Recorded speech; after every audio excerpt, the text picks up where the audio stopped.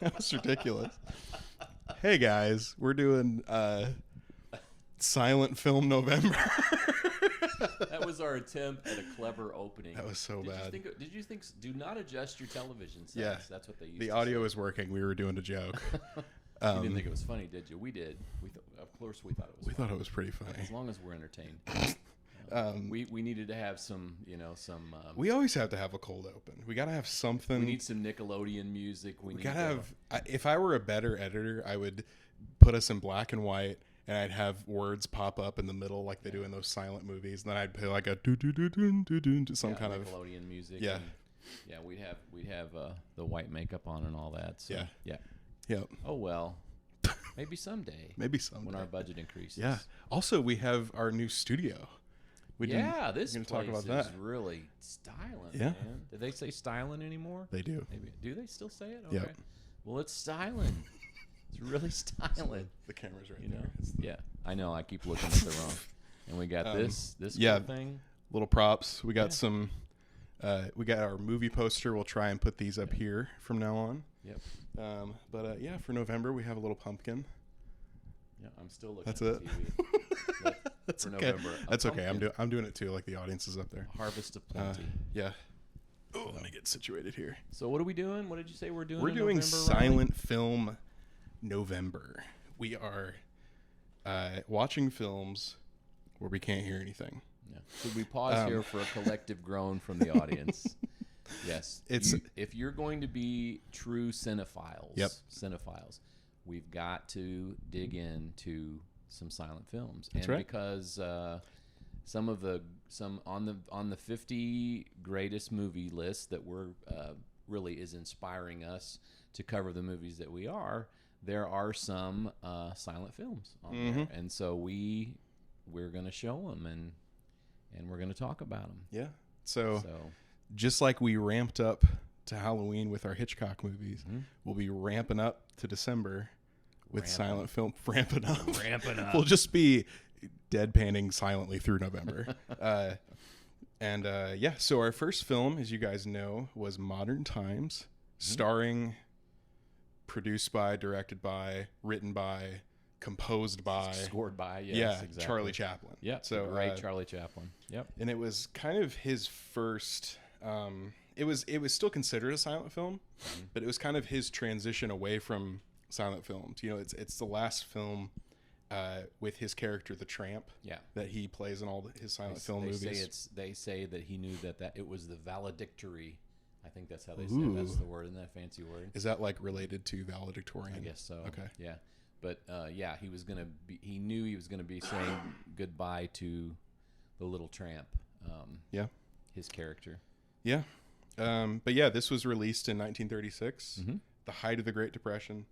So a lot of the messaging of this movie resonated with folks, just about, things changing, about just like how finding a job felt impossible, just the crushing nature of industry, really. And Charlie Chaplin made this to kind of bring some hope to the little guy, I think is what he talked about.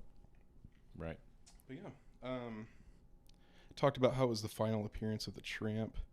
And that's really why he had originally written dialogue for this movie, and there was a pretty good script already underway with dialogue, but no one had ever heard the little Tramp speak on film. Yeah, and so he was worried that it would freak audiences out, I guess, especially his international audience if right.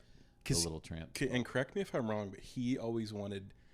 I think he particularly liked silent films because it had such a wide appeal to international audiences. Because he himself was British, and never actually became an American citizen. He had dual citizenship, right? This was. I mean, we know that he was much like Hitchcock. Actually, he was a staunch perfectionist. Everything had to be done a million times to find the right key to everything. So this whole film was shot over 9 months, and he because he personally oversaw every aspect of it, like we talked about. He made a few people mad along the way. Oh, absolutely. We'll talk about that later. Yeah. But he a little like fact is this is one of the first films to have a musical score written by him, and the lyrics. So one of the songs, whenever him and is it the gammon? I had never heard that word before. Gammon, yeah. Okay. Gamin. Yeah. Which means street urchin. Yeah, street urchin. Street urchin. Which people are like, we now you told us what a gammon was, but what's an urchin? Yeah. It's just a person, someone who's, just running the streets because they have no place to go. Yeah. They have no money. It's like the classic. I always imagine you got the stick with the handkerchief, like the classic, almost like. Hobo, I guess. I don't know. Is that a word you're not I actually supposed to say? don't know if you're. We'll just. Everybody knows what we're talking about. Kind of just like the cartoonish version of that. Right. Is what she was playing. Right. But in their scenes, whenever they're together, there's like this loving, sweeping score that plays that he actually wrote. Yeah. And it later became the melody to the song "Smile." Smile. Did you find? Yeah. Smile though your heart is breaking. Smile, something like that. Exactly like that. Nat King Cole made it popular in 1954. But yeah, some fun facts I looked up. The feeding machine in the beginning of the movie, whenever they're taking lunch breaks, and they're like, "You don't even need a lunch break. You can just shovel food in your face," which is hilarious. You don't have to leave the assembly line. Yeah, that was inspired by a real invention that actually was around because Chaplin read about it once in a trade magazine and thought it was the most ridiculous thing he'd ever seen. He thought it was ridiculous. But the idea of it was to eliminate lunch breaks to feed people while they were on the assembly line, which is just horrible. Yeah. Yeah, the factory's gears. Remember when he gets swallowed up? And yes. They were lubricated with chocolate syrup to be able to move through. Why? Why couldn't they use? So he could be sticky. So Can they? I just realized I said so he could be sticky, which makes no sense at all. Couldn't they use lotion or something? Or I guess they used chocolate. They wanted him to be oily. Come out and look oily. Yeah. I get it. Okay. Yeah. No, okay. Takes me a minute. Sorry. I didn't know how to explain it, and I just said so he could be sticky, like he really wants to be sticky. But yeah, they use chocolate syrup for that because it kind of obviously looks the same on black and white. Sure. There you go. He apparently, I don't know if this is real or not, but he banned scripts on the set of this because he preferred to improvise scenes. And a lot of the crew members said they didn't really know the full story until they started editing this movie because he just preferred to kind of work. And his directing style even was he wouldn't really give cues verbally. He would kind of gesture and kind of make sounds really and not really tell you what to do. So where Hitchcock was like up, down, look left, up, look down, look to the side. Chaplin was more like, he would do that, which is interesting to me. But he still was a taskmaster because I think there was they interviewed one of the people who was an extra in a lot of his films, and Chaplin would stand up in a tower or something high above and kind of bark out orders through. But probably, like you said, they were minimalistic orders and just like move, whatever it was, Yeah. And the last little thing I have here is that Albert Einstein attended the premiere for this movie, which is a little funny. Okay. I don't know. But let's move on to our first take section. What was your first take watching this movie? Let me turn the page. Yeah. You got your script ready. Was this your first time watching it? It was my first time watching it. Okay. I knew about it, and I used to have a movie poster actually about it, but I'd never seen it. I knew it was, of course, it's on our 50 greatest movies. It's it's one of the top 25 in the Library of Congress. Yeah.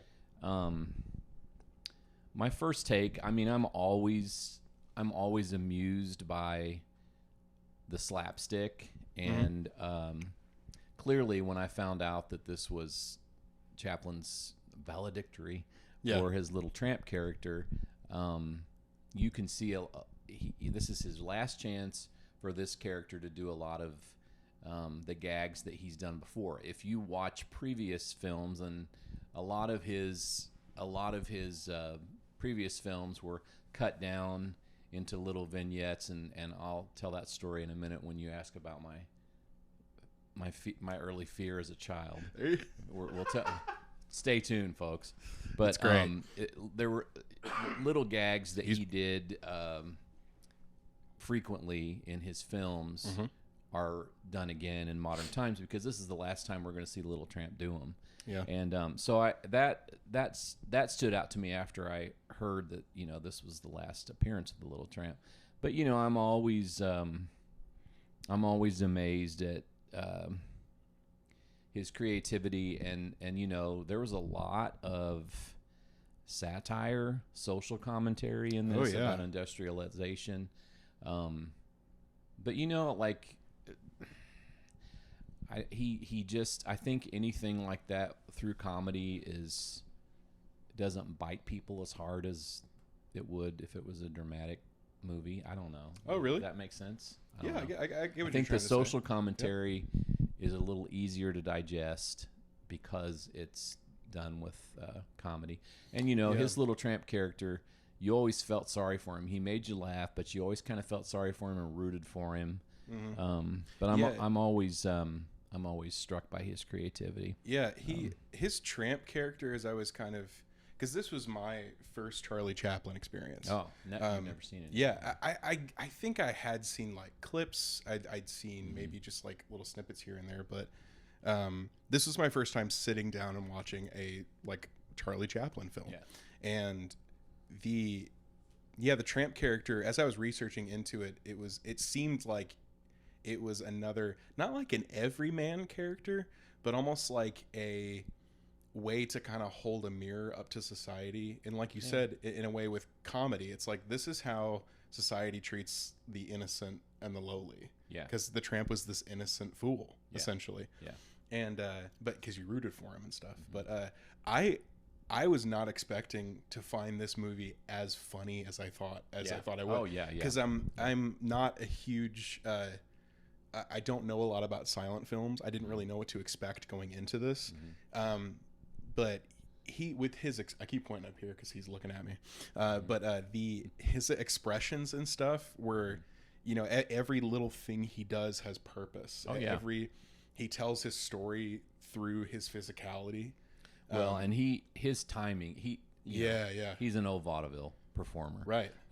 His timing and physical comedy are clearly from vaudeville, and he was such a perfectionist. I think I read that he practiced certain gags up to 50 times to get them just right, and so did Lucille Ball, so did Dick Van Dyke, so did a lot of these physical comedians. You know, it was their craft. I was going to say, they were known for this scene that they open up with, where he's turning the knobs or whatever, that I wonder if that directly inspired the Lucille Ball scene, where she's throwing the conveyor belt. Yeah.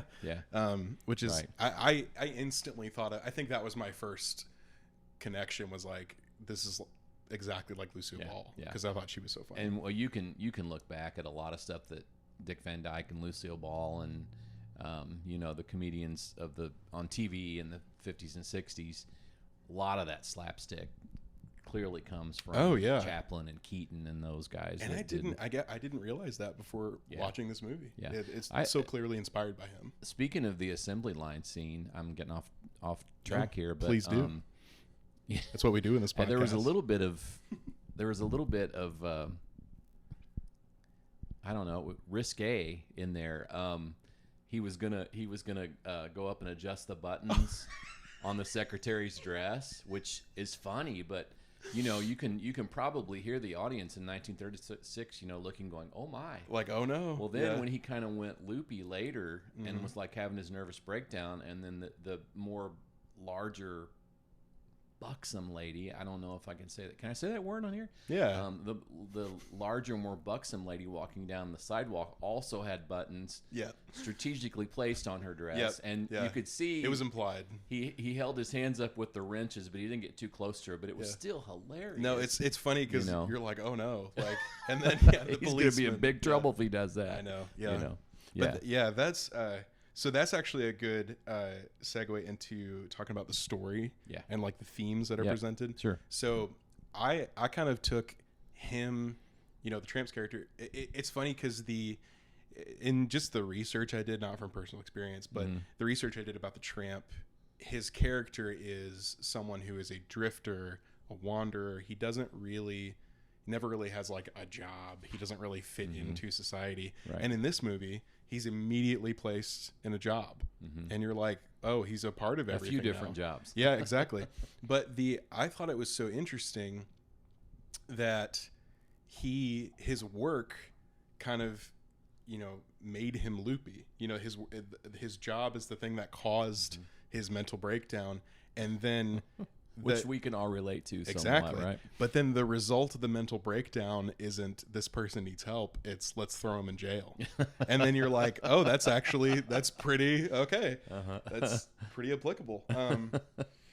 But there's all this stuff about just like paying attention to, at that time, like the lower tier of society. You have the Great Depression going on. People really resonated with, because in all these silent films, which are around the Great Depression era, at least in America, they all center around the idea of labor exploitation, just things like that. And I think I had some questions here, but I thought of what would this film look like if it were made today, and I'm like thinking that it wouldn't be much different. That it's right. You could still make the same claims about people being exploited and people being because crushed. That's the deeper story. Absolutely. That's you get into some pretty deep theme discussions, even though this is comedy. Yeah. And sure, you could make it. It could apply to today, with AI and all the. Yeah. Yeah. AI. You just got. I just remember. The funniest thing I can mention is like Dolly Parton's song 9 to 5. And I'm like, when I entered the workforce, that didn't exist. Like that was already done away with. It became 8 to 5. Yeah. And it just a little, or like 7:30 to 4:30 or something, sure. It was something different for everybody. Yeah. But I'm going to sound like I'm complaining a bunch about my life, but no, it's just a lot of, so the message in, or at least one of the themes is like, hey, can I just have a house and a happy family and a job? It's really all you're looking for. 3 meals on the table. Yeah. And a lot of, as a 20-something-year-old, a lot of 20-something-year-olds and even 30-something-year-olds are walking around today like, can I just have a house, a job, and a happy family? That's all I want. I'm not asking for... I want to start a family and have a home. And it's like, I'll work hard. Can I just have a job? Right. And that's not available for a lot of people. And so I think it really resonates. Yeah. And that was the scene where the wife says goodbye to her husband, and she just like this, and she says goodbye to him, and it was funny. Yeah. And Chaplin kind of made fun of her, but then said, "What about us? We could have a little house like that." Yeah. No. So I guess if I were to ask you, what I don't want to go to the what time is it? Yeah. What did you think about the story? Is there anything you would change? Are there any themes that stood out to you? I'll kind of loop in my if you directed it question in there, like if you had some kind of control over the story or some kind of aspect of it, is there anything you would change or do differently? I don't think I would change a thing, of course. And if I did say something, people would say, "How dare you?" I can't think of anything. I just think it was very subtle how he brought in the themes of industrialization and dehumanization. Really, applied them to the poverty of the Great Depression.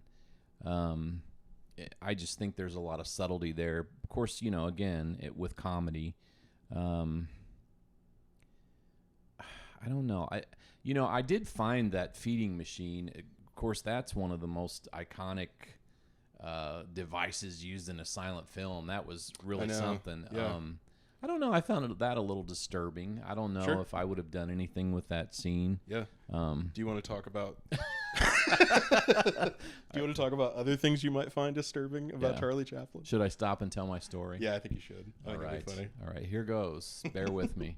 When I was a kid, when I was a boy, TV stations had, sometimes several kiddie shows, I guess you'd say. Okay. Kiddie, not kitten, not cats. shows, not yeah. cats. Yeah. And where I lived, where I grew up, there was a town south of us called Harrisburg, and they started a TV station down there because the men who started it were theater owners, and they owned chains of theaters, and they were just convinced the early 50s that movie theaters were going to go out and TV was going to be the new thing. So they started a kind of a skeletal television station on used cameras and used equipment, and it's still around down there. And it started in the early 50s, and one of the first shows on was Cactus Pete's Funny Company. I hope somebody's watching on YouTube who remembers Cactus Pete's Funny Company. Look it up. And there were a lot of Cactus Pete type shows across the United States. Yeah, it would be Cactus Pete would come out. He was in a barn, or he was standing at a fence, and he'd say, "Oh, hey there, buckaroos," and then he would show cartoons, read viewer mail, that sort of thing, and it was generally 20 minutes, 30 minutes, I don't know. But by the time I came along, Cactus Pete had been taken over by a guy named Uncle Briggs, who was, I can't even explain who he was. Was Uncle Briggs a character? He was a character. Okay. And he was sort of a... It wasn't a guy named Uncle Briggs taking the name. No. But the guy's real name was Briggs. But lovely. Anyway, he had kind of a floppy hat on and overalls. But he would show Three Stooges, and he would also show Charlie Chaplin films. So he was kind of like the host. Yeah, he was the host. Show for and the he, kids. he'd come. The show would open, and he'd say hello and things, and we're going to watch this now. And he'd show cartoons, but he would also show Three Stooges, Charlie Chaplin, and some silent films, because silent films back then, especially when TV started, of course, by the time I was around, we're talking the 70s, but when TV started, it was cheap to get a hold of some of those cartoons and those silent film reels to show on your TV station. Yeah. And of course, I'll say something else too. All the slapstick and stuff back then, they would put a little disclaimer about the Three Stooges. Don't try this at home, or you're about to see something that that's so funny. It's violent or whatever.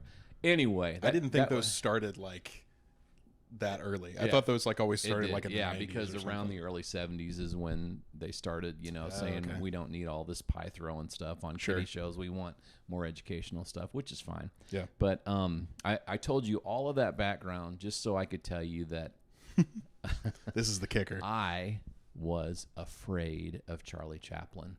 And you laugh, but I was terrified. do laugh. Yeah. When Charlie Chaplin films would come on, I would often not watch it. So if Cactus Pete's Funny Company, which Uncle Briggs hosted, but it was still called Cactus Pete's Funny Company, when it would come on, if I saw that it was Charlie Chaplin, I would often not watch, because there was something about that white makeup, those little sort of glue-on eyebrows and the little mustache scared me to death. It's almost like a marionette doll or something, like a puppet that's alive. And really, I see what you mean. And really, all the characters on those silent films would have pasty white skin and the dark eyeliner, because obviously their faces had to stand out because there was no sound. Right, and their expressions were really important. Yes. And so Charlie Chaplin freaked me out, and he scared me. And my mom had from the living room where. You're really gonna laugh at this one. From the living room where you would watch TV shows, you could see down the hallway into my mom's bedroom, and she had a dresser, and she had two little lamps on each side of the dresser, and there was of course a lampshade, and it was kind of, the ones she had were kind of frilly, but anyway, I would often. It sounds so ridiculous, but it was real to me back then. To me, from a distance, it looked as though the lampshade was Charlie Chaplin's face.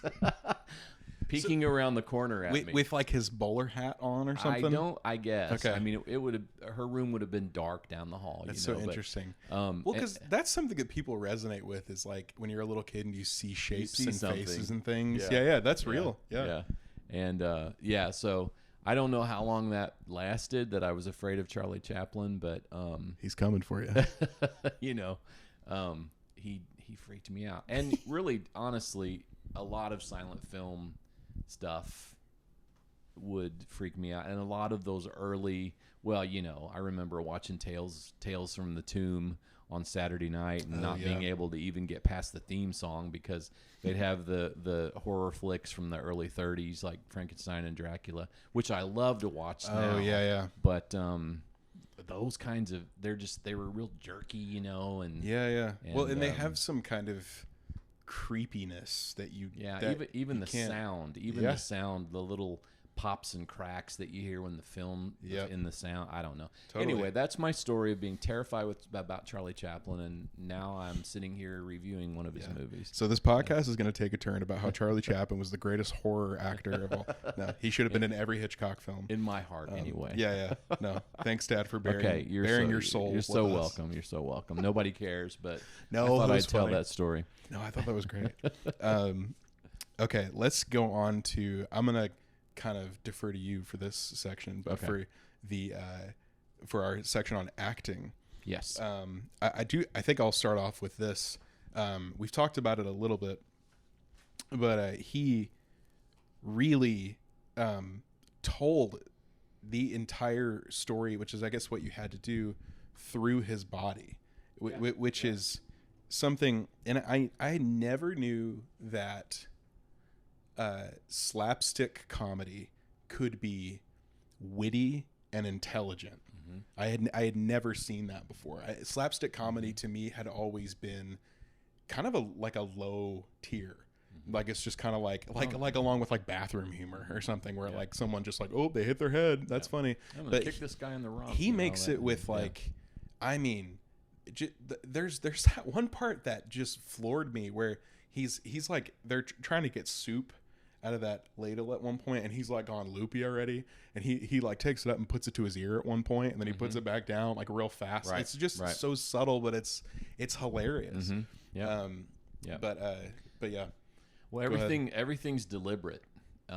Everything's deliberate. Everything is timed. Mm-hmm. Everything is rehearsed, obviously, several times, probably in front of a mirror, in front of a little group of actors or something. Just, is this funny? And you just have to. I think they had to really study their craft, and it was you know, they didn't have sound again, and they had to show a lot with their. Well, I think, you know, during I don't know if you ever watched the movie Sunset Boulevard, but it had Gloria Swanson, who was an early famous silent film actress.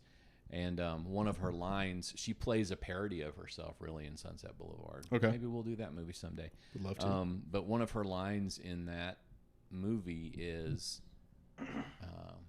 we didn't need dialogue, we had faces or something. I'm going to get it wrong. Okay. We had faces.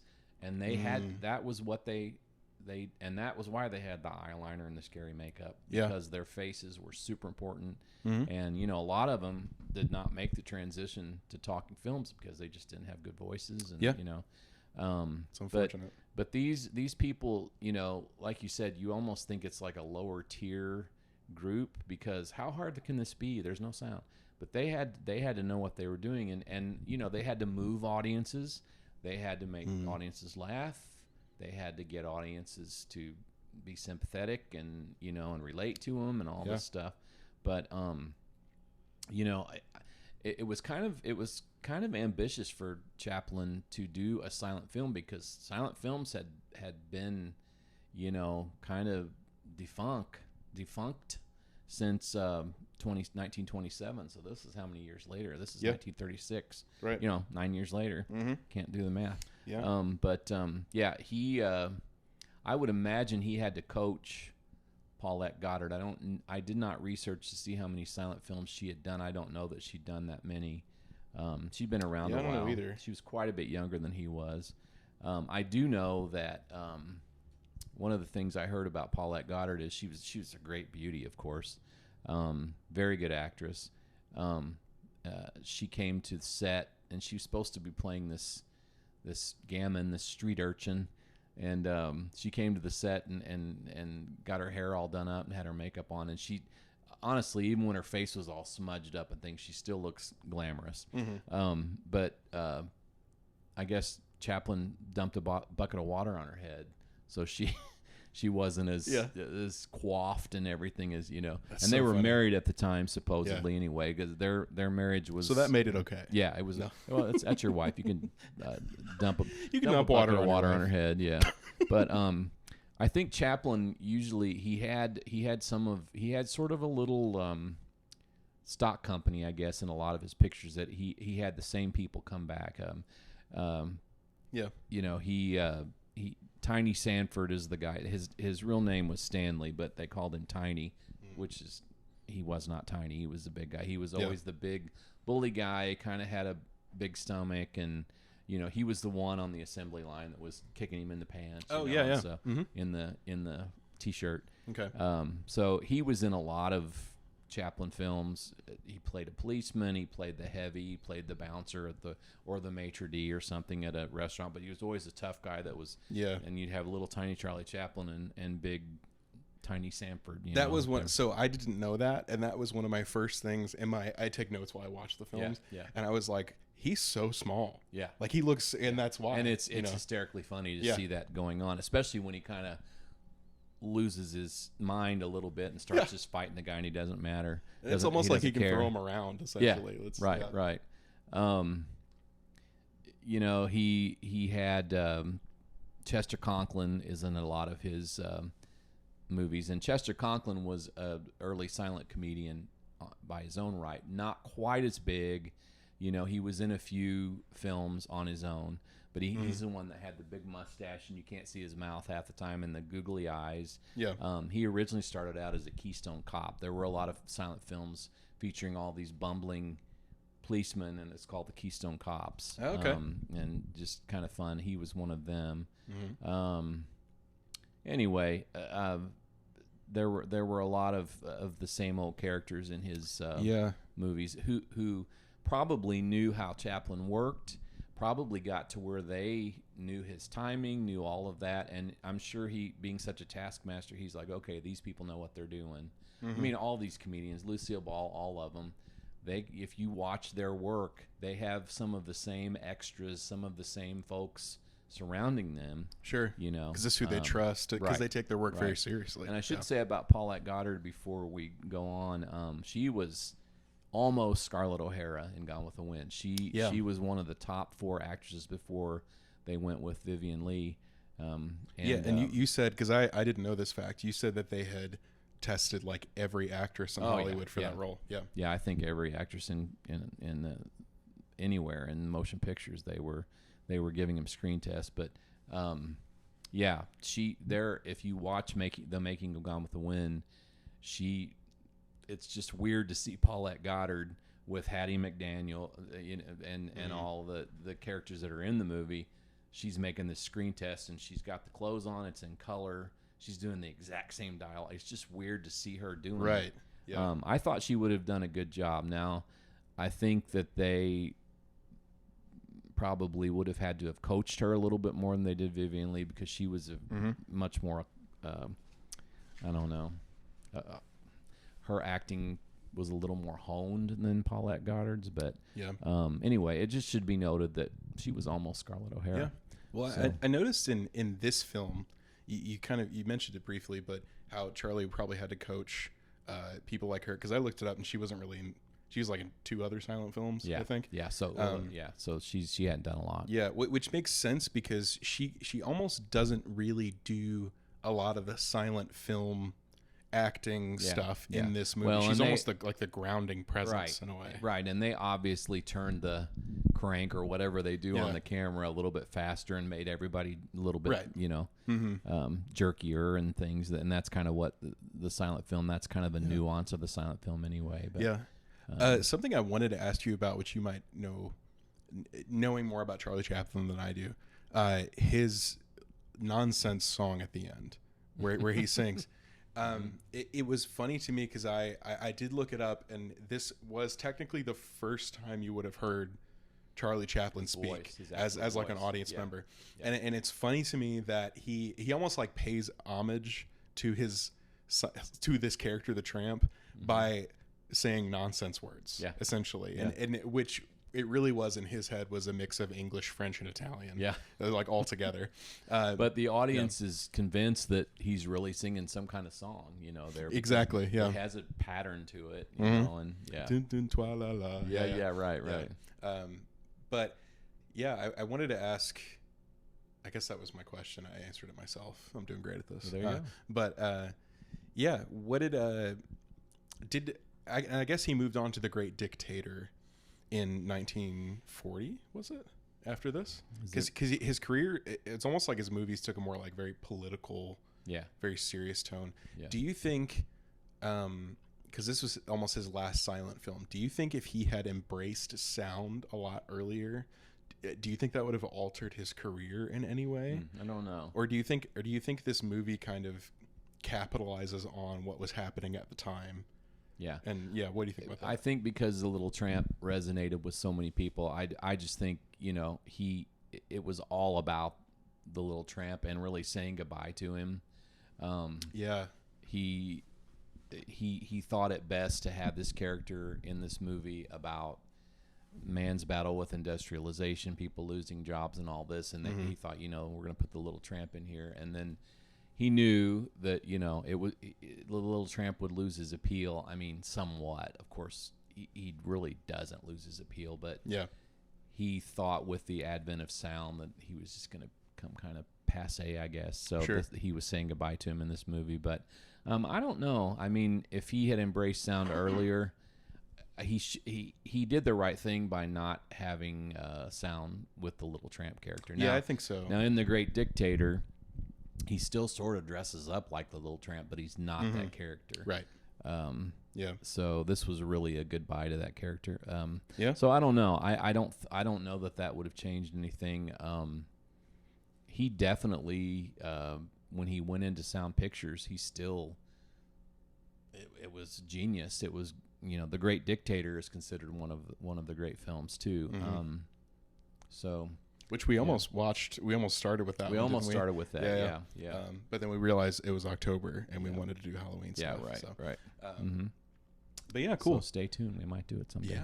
Yeah. I did want to ask about, because you said you had these prepared this time. My little questions. Do you have them prepared, or no? You just had the script prepared. Yeah. Okay, so you don't have these prepared. Just see what you're. Tell me what you're talking about. Let me see if I can respond. The casting swap question. The casting swap. Yeah. So, well, go ahead. Ask me what you want to ask. Well, that was it. That's it. If you could put anybody else in from all time in any role, what would you do? I don't know. It might be, since we're talking a little bit about, spoiler alert, Buster Keaton later too. Oh yeah. You know, it might be interesting to see Buster Keaton in this role, and, you know, which would mean we would not have the Little Tramp. We would have Buster Keaton's deadpan, stone-faced character. There were a lot of really good silent film stars that it would be fun to see. You know, Laurel and Hardy. I mean, they could have probably figured something out with them too. They were great. Yeah. Of course, now they talked a lot in their films, but you know, it might be interesting to see what they did, and they would have definitely eaten up the gibberish song and all of that. But I don't know. I mean, who knows? You know, it would be neat to see all. It's just like it was fun to see Paulette Goddard being Scarlett O'Hara. Yeah, exactly. You know, it would be fun to see some other personas, I guess, take over that lead role, and other than the Little Tramp. But I don't know. What is your scene stealer? Your most memorable? My scene stealer. Most like, I would say probably like when you think of this movie, what scene are you thinking of? What moment or performance comes to Yeah, mind. I really already. I know I have this down though, but Am I kind of gotchaing? huh? Am I doing a gotcha question here? Where I'm No, catching let me you off look guard? back at what I. Well, I mentioned the button gag with him. Yeah, that was hilarious. Of course, when he had Alan Garcia was the name of the guy who played the factory boss. Okay. The guy on the TV screen. Yeah. Okay. When he said, "Hey, what are you doing?" That was kind of a surprise, I guess. Sure. Because they were expecting no sound. Yeah. Was this? Yeah. This is something I forgot to look up. Was this movie marketed as a talkie, or was it just kind of like, "Hey, come see Charlie Chaplin in this," and everybody's expecting a silent I do not film? know the answer to that. That would be something that. Let us know in the comments. That would be something that a more well-funded movie podcast. It's just Dad's asking you to give us money. Money. Just kidding. But I wondered if people went in being like, "Oh, this is the first time he's going to talk," or if they even knew. Well, I mean, I would imagine that they had to have known that you were going to hear the little tramp, and maybe they assumed he was going to speak. But that would have been so weird. I think that would have. If I had seen that for the first time, already being afraid of Charlie Chaplin, I would have probably had fallen down in a dead faint. You would have passed out in the movie theater, yeah. That's so funny. But standouts, I know I had scene stealers. Yeah. See, I thought I was ready here. Can I tell you mine that happened on the floor? Go for it. This, when he's, I think it's when the warden is trying to give him a pardon or like let him out or something like that, and he goes into the office, and then the minister and the minister's wife come in, and then they leave, and the minister's wife sits there, and then does she start having like bubbly gas. Yeah, like just some stomach like growling noises and stuff, and he's kind of sitting there, and then they kind of, he kind of does that thing where they're just sitting there and they're both hearing it and they can't acknowledge it. And then he kind of turns around and turns on the radio real quick. And it's like, "If you have gastrointestinal problem," and then he goes, like, turns it off. That was hilarious. Yeah. And then she does like the fizzy water stuff and he freaks out, So that was definitely her just very stoic mixed to his like, she does not approve of kooky. Any of that funny business, so like that. Funny. But it's just that is really what I'm walking away with from. I feel like Charlie Chaplin, this guy. I keep pointing up here. He taught me that physical comedy is not lowbrow. It's very smart, intelligent, thought out. Right. Right. So that was kind of the scene stealer and like what taught it for me. I already talked about mine. I really think the assembly line was what stood out to me. And again, the little button gag that was. Borderline risque. Because he already went. Well, he actually did do it. The secretary was bent over and he did the buttons on the back of her dress. Yes. And when he came out to the sidewalk and the larger lady, you knew what was going through his mind. And it's kind of genius because it's just implied. Because they're not going to show it. Right. That would be way too over the line. That would be way over the top. But it's kind of implied, and you're like, "Oh no!" Please don't walk toward her. Do that. You feel and then she goes, bad. "Oh!" and starts running. That's hilarious. Yeah. Okay, so next of my famous line of questioning for you, I was gonna for the silent film. I should have talked with you about this beforehand. For the silent film ones, I think I was going to skip the could you do this on stage or on screen, because all of these could be done. They're also theatrical, and some of them don't. It doesn't really make sense after that question. So I'm gonna skip over that and ask you if you were recommending this movie to someone and you had to recommend, this movie paired with this one. It's almost like you're pairing like a wine with a good cheese or cheese with a good wine or something. What's like a movie from all time that you think would pair well with this one? Like a double feature. Yeah, double feature. About. Yeah, my double feature section. I would have to say another Chaplin. Yeah, which one? Maybe The Great Dictator. I already talked about him. City Lights. Okay, I've never seen The City Kid. Lights. There's one called The Kid, which was Oh, what a tearjerker. Oh, wow. Yeah. So, yeah, we should probably do a whole month of Chaplin. That would be great. Something occurred to me. I'm going back. Please. We talked about, because you always do, like when you say, could someone else play Are you about to catch me off guard? Huh? Are you about to catch me off guard with a question? You off guard. I had written down, it would be interesting to see this movie updated, maybe not updated, but redone with modern actors. And I thought, who could maybe play the little Tramp character would be Rowan Atkinson, who plays the Mr. Bean character. Yeah. Okay. That was. Yeah. He really could. Just it's because it's the same style of comedy. It's silent, expressive. Right. Yeah. And I was thinking of someone with kind of large, expressive eyes, and I thought of, I don't know if you know who Florence Pugh is. Oh yeah. Totally. She's great, beautiful, round face and pretty eyes. Yeah, she would be. Yeah, I could. Yeah. It's really funny how I could imagine her in like a Charlie Chaplin getup. Yeah, like she seemed like she'd be really funny. Yeah, she could play the gammon, and So. No, that's good picks. Yeah. There you go. I would say I'd have to pair this with another Chaplin, or I might do a Buster Keaton. Yeah, one of his big ones too. I picked. This is a weird one, but it makes sense in my head. I picked The Truman Show with Jim Carrey. Have you seen that? No. So, to me, look at us, movie reviewers who have never seen movies. But so The Truman Show to me, it kind of meets all the criteria of like pairing well with this one. That's the one where every move that they're watching every move that he ever makes. Yeah. Spoiler. Gotcha. But it's the one where he's like living. He doesn't know that he's a TV show. Okay. Yeah. Gotcha. But it's Jim Carrey who has that physical style of comedy that's rooted in all these vaudeville, Charlie Chaplin kind of made famous. And then you have this social commentary almost. You have because the Tramp is almost like a one against many. It's the one against the whole of society.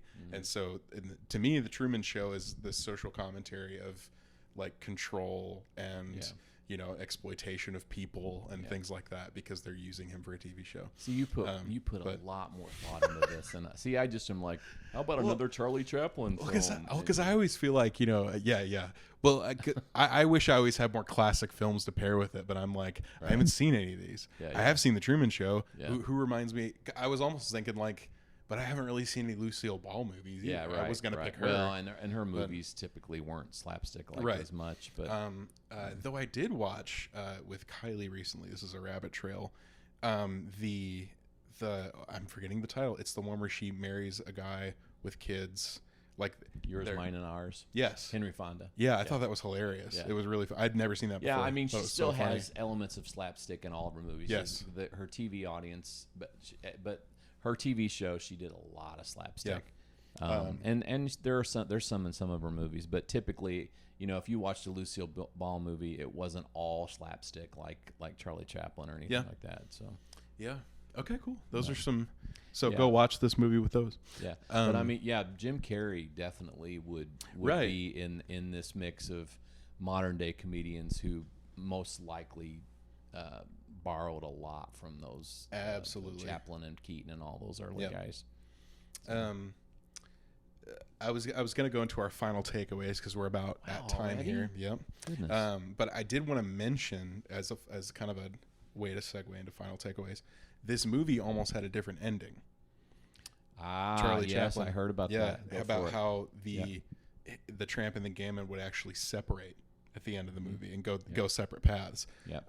But I think it was the right call to make it end the way that it did. Yeah. Because it ends this story about like survival with a tinge of hope. With some hope in there. Yeah. I think it wasn't it going to originally end where he's in the hospital recovering from I didn't hear that.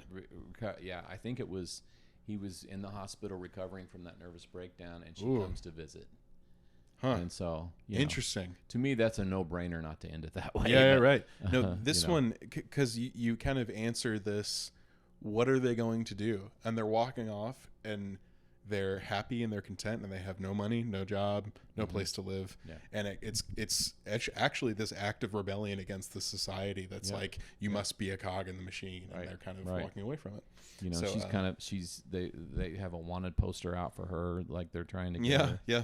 You know, but yeah, my final takeaway, I said it already, was kind of, I feel like Charlie Chaplin taught me a lot about silent film comedy and how slapstick can be witty and intelligent. So, but yeah, what's your kind of takeaway from this film? Well, I mean, you know, again, if anybody watched this, that you can surely see the relevant themes that we have in today's world: automation, economic uncertainty. Yeah. And it amazes me the genius of Chaplin and his ability to combine the comedy and social critique and all that he puts that together.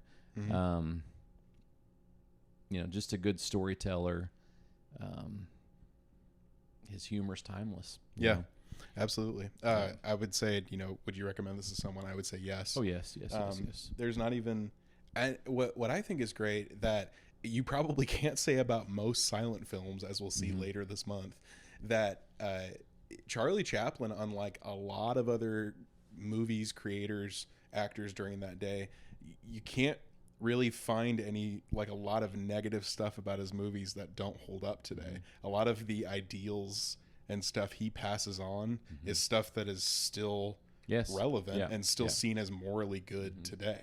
Well, and a lot of those filmmakers who you would agree are geniuses, just like our founding fathers, just like a lot of people who were very forward thinking. Yeah.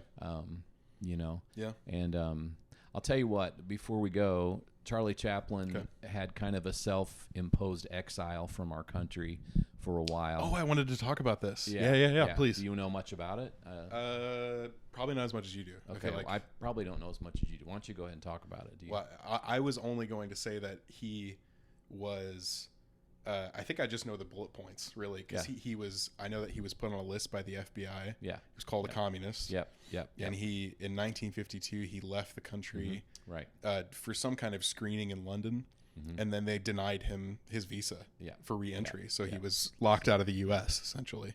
He just kind of stayed away for a while. Yeah. But on YouTube, I believe it's on there still. Am I supposed to say YouTube? Yeah, you can say YouTube. Sorry. YouTube. This podcast you're watching YouTube, aren't you? Duh. Don't mention YouTube. They'll cancel us. No wonder I can't. You know, I'm just anyway. Never mind. It's okay. No, he comes back to the Academy Awards. I want to say 72, 73, and there's just this thunderous ovation for him. Sure. And he's emotional. About it. And I would encourage you to watch that. It's touching, and it just shows you how revered he was by Hollywood. And, it kind of goes to show you how forward thinking he was, that he got put on a list and called a communist because he was threatening. You know. Well, I mean, you know, he could have been in a heap of trouble. I mean, some of the things he did, you know, around World War II, you know, if he dared to travel out of the country, I mean, he would have been a marked man, I think. Yeah. Very, very brave in a lot of areas of his life. Yeah. You know, adventurous in filmmaking and acting, and adventurous in a lot of other areas too. Totally. Yeah. Your rating out of 10? I'd say 10. I mean, it's an all-time classic. Yeah. Iconic. Pretty easy. Yeah, I'd recommend it to anybody.